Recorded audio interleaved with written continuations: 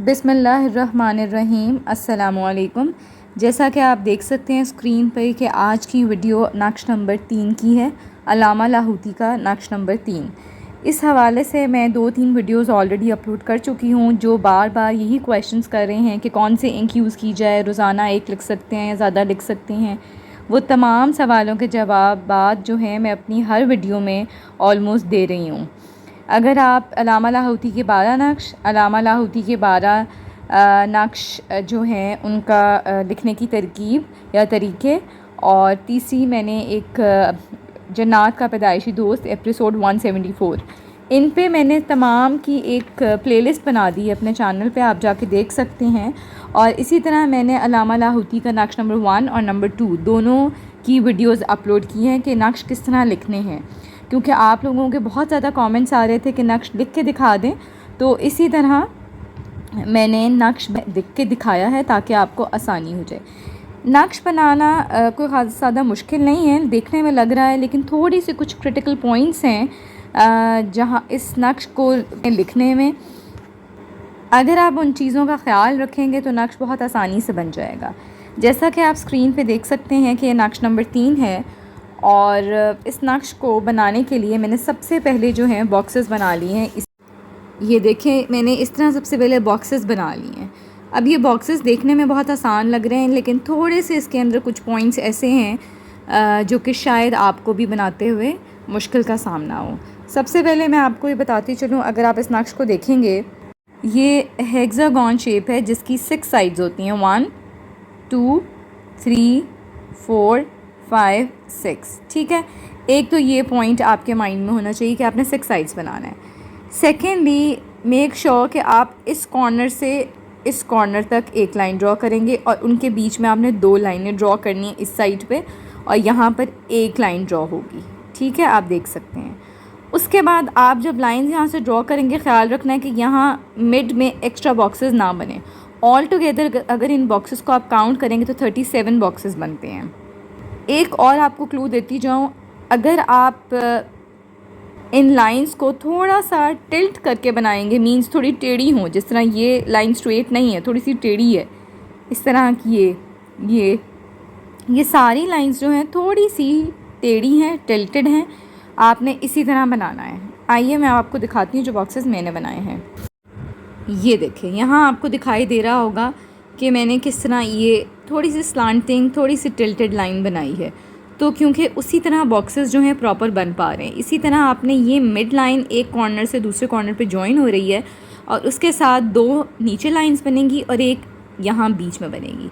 इस बात का ख्याल रखिएगा कि ये वाली जो लाइन है ना हॉरिजॉन्टल, ये आप एंड में बनाएं, क्योंकि अगर आप पहले बनाएंगे तो यहाँ पर थोड़ी थोड़ी स्पेस बच जाएगी, जो कि एक एक्स्ट्रा बॉक्स लगेगा कि बन गया है।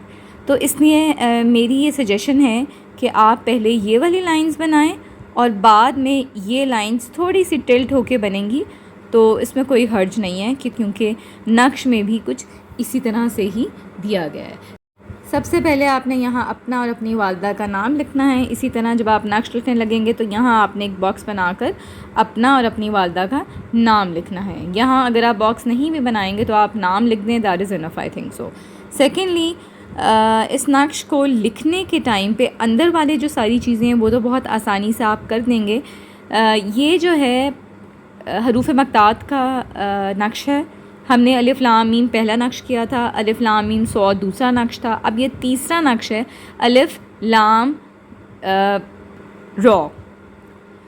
तो आपने ध्यान रखना है कि इस नक्श में जो सारे बॉक्सेस हैं इसमें हम अलिफ लाम रॉ लिखेंगे और यहाँ कॉर्नर्स पे भी अलिफ लाम रॉ लिखेंगे। अच्छा, इन कॉर्नर्स पे जो सारे अलिफ लाम रॉ है बहुत ज़्यादा हैं, इनका मैं आपको एक तरीका बताऊंगी कि आपने किस तरह से करना है ताकि आपको आसानी से ये नक्श लिखा भी जाए और समझ भी आ जाए। तो आइए फिर नक्श अब लिखना शुरू करते हैं। सबसे पहले हम as usual middle portion fill up करते हैं। नक्श लिखते हुए प्लीज़ रूल्स का ख़्याल रखिएगा कि बावज़ू होना है, और जो चीज़ें मैंने पहले वीडियोस में आपको मेंशन की हैं उन सबको फॉलो करना है, अदरवाइज़ नक्श का फ़ायदा नहीं होगा। और ये नक्श का जो रूल्स हैं वो हज़रत जी ने बताए हुए, तो उसमें हम कुछ भी कमी बेशी नहीं कर सकते। और पेन का मेरे से सवाल कर रहे हैं, पेन तो आप कोई भी यूज़ कर सकते हैं, पेन के हवाले से कोई भी रिस्ट्रिक्शन नहीं दी गई, इंक का कहा गया है। आइए नक्श बिस्मिल्लाह पढ़ के शुरू करते हैं। सबसे पहले यहाँ अलिफ, यहाँ आप लाम और यहाँ आपने रॉ। अलिफ लाम रॉ का ये नक्श है। फिर दोबारा अलिफ लाम, उसके बाद रॉ।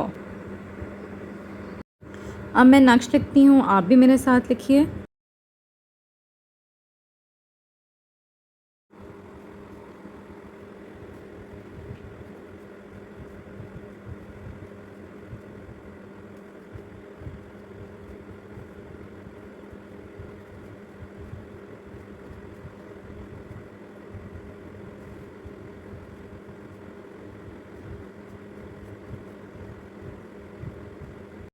अच्छा, यहाँ जब आप कंप्लीट कर लेंगे ये इनसाइड वाला जो पोर्शन है सारा, इनका आप ध्यान से देख लें। इसकी लाइंस थोड़ी सी मुश्किल थी क्योंकि बीच में एक्स्ट्रा खाने बन रहे थे, वो आपने अपने हिसाब से थोड़ा, अगर लाइन स्लांटिंग होंगी तो आपने कर लेनी है, क्योंकि नक्श में सेल्फ लाइंस जो हैं वो स्लांटिंग ही हैं। उसके बाद अब हमने लिखना है ये वाला पोर्शन जो अलिफ लाम रॉ वाला है। ये देखने में आपको मुश्किल लग रहा होगा, लेकिन मैं इसकी एक आपको टिप बताती हूँ जिससे आपको ये इजी हो जाएगा। सबसे पहले टॉप लाइन का हम देखते हैं। ये देखें, यहाँ से अगर आप काउंट करना शुरू करें, अलिफ लाम रॉ एक दफ़ा, अलिफ लाम रॉ दो दफ़ा, अलिफ लाम रॉ तीन दफ़ा और अलिफ लाम रॉ चार दफ़ा। इस साइड पे आप लाइंस लगाएं इस तरह करके कि यहाँ से यहाँ तक ये चार दफ़ा आपने लिखना है। ठीक है, ये मैंने यहाँ चार दफ़ा लिखा हुआ है। ठीक है, अब आप इस साइड पे आएँ, अलिफ लाम रॉ एक दफ़ा, अलिफ लाम रॉ दो दफ़ा, तीन दफ़ा, चार दफ़ा, पाँच दफ़ा और ये छः दफ़ा। यहाँ पर ये लाइन यहाँ आएगी। ठीक है, यहाँ पर आ जाएगा 6 टाइम्स। ठीक है, तो same goes for the other side जो ये वाली है। यहाँ पर ये देखें मैंने लाइंस लगाई हैं, यहाँ से लेकर यहाँ तक ये भी 6 टाइम्स आ रहा है। ठीक है, अच्छा, अब आपको ये वाला पोर्शन भी समझ आ गया। 4 टाइम्स, यहाँ 6 टाइम्स, यहाँ पर भी 6 टाइम्स। अब यहाँ पर देखते हैं, यहाँ पर भी 4 टाइम्स है। किस तरह 4 टाइम्स है ये देखें, अलिफ लाम रॉ एक दफ़ा, अलिफ लाम रॉ दो दफ़ा, तीन दफ़ा और ये चार दफ़ा। यहाँ पर आपका चार दफ़ा कंप्लीट हो जाएगा। ये देखें 4 टाइम्स। इसी तरह जो ये वाली साइड आ जाएगी, जो मैंने आपको ये देखें अगर सारा दिखाऊं तो यहाँ पर भी 6 टाइम्स है, यहाँ पर भी 6 टाइम्स, इधर भी 6 टाइम्स, यहाँ पर 4 टाइम्स है, यहाँ पर 4 टाइम्स है, यहाँ पर ये तीन साइड्स पे 6 टाइम्स आना है, यहाँ पर और यहाँ पर। ठीक है, लेकिन जो आपका यहाँ है 4 टाइम्स, 4 टाइम्स, और जो ये वाली साइड है यहाँ पर 5 टाइम्स है, 4 टाइम्स नहीं है। तो मैंने इस तरह लाइंस बना ली हैं, आप भी अपनी आसानी के लिए बना लीजिएगा कि ये देखें यहाँ से यहाँ तक 6 टाइम्स आएगा। फिर यहाँ पर लाइन मैंने ड्रॉ कर लिया, आप भी अपनी आसानी के लिए कर लें। और उस तरह फिर हम आइए लिखते हैं, और काउंटिंग का ख्याल रखते हुए ये जो साइड्स पे है ये हरूफ मक़तात है वो हम लिखेंगे, और दोनों कॉर्नर्स पे अलिफ लाम, बल्कि तीनों कॉर्नर पे 1 2 और ये 4th साइड पे अलिफ लाम रॉ का क्योंकि नक्श है तो वही लिखना है। इस साइड पे अपना और अपनी वालदा का नाम। ठीक है, आइए फिर लिखते हैं।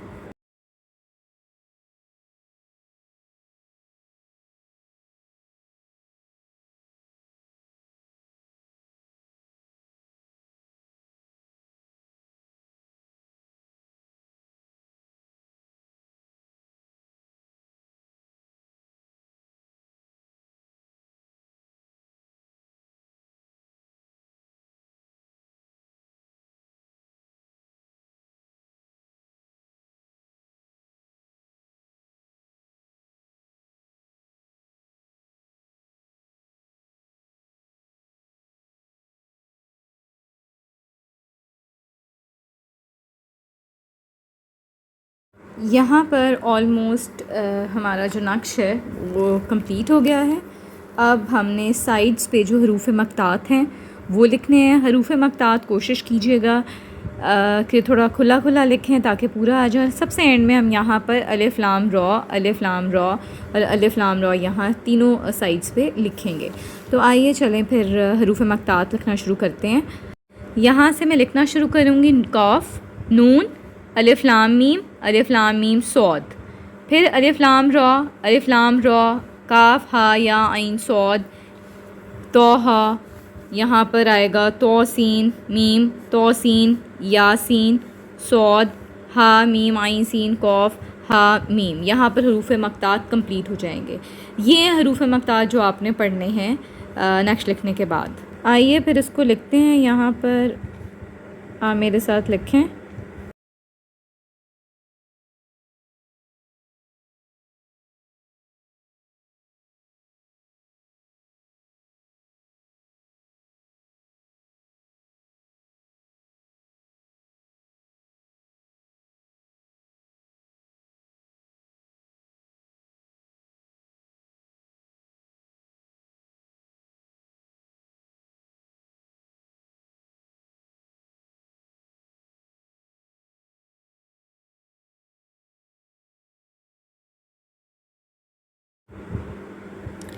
यहाँ पर अब साइड्स पे जो मैंने आपको बताया था स्टार्ट में कि आपने अलिफ लाम रॉ लिखना है, क्योंकि ये अलिफ लाम रॉ का नक्श है।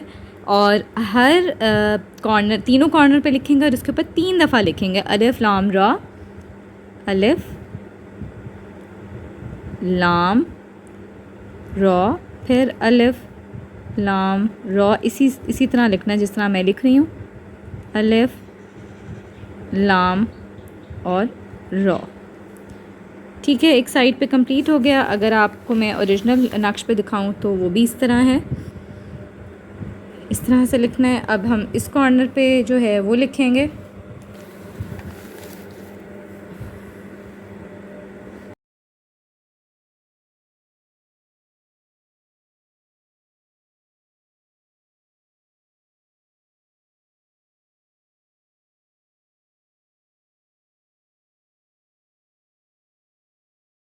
इस साइड पे भी लिखते हुए आपने स्ट्रेट नहीं लिखेंगे, जिस तरह से एक इस कॉर्नर के साथ लिखना है, जिस तरह से मिरर इमेज लिखते हैं। तो वो अलिफ और यूं करके आएगा। ठीक है, अब इसके ऊपर आप किस तरह लिखेंगे, यहाँ पर लिखें अलिफ रॉ और अलिफ लाम और रॉ, फिर अलिफ लाम और फिर रॉ, और सबसे लास्ट में भी अलिफ लाम और रॉ 3 दफ़ा आपने लिखना है। यहाँ ये देखें, ये अगर आपको क्लियर ना हो तो नक्श में भी इसी तरह है। ठीक है, उसी तरह मैंने यूँ लिख दिया है। यहाँ पर आपका नक्श पूरा कंप्लीट हो गया है, आप देख सकते हैं। नक्श की इंस्ट्रक्शंस गौर से देख के मेरे साथ अगर लिखेंगे तो आसानी हो जाएगी आपको। मैंने कोशिश की है कि थोड़ी सी आपकी मदद हो सके। अल्लाह पाक आपका और मेरा लिखना कबूल फ़रमाए। हमारी तमाम हाजात, हमारी तमाम दुआएं जो हमारे दिलों में हैं, वो परेशानियाँ, मुश्किलात जिन्होंने हमें परेशान कर रखा है, अल्लाह पाक उन सबको दूर फ़रमाए और मुझे अपनी दुआओं में शामिल रखिएगा। जज़ाकल्लाह।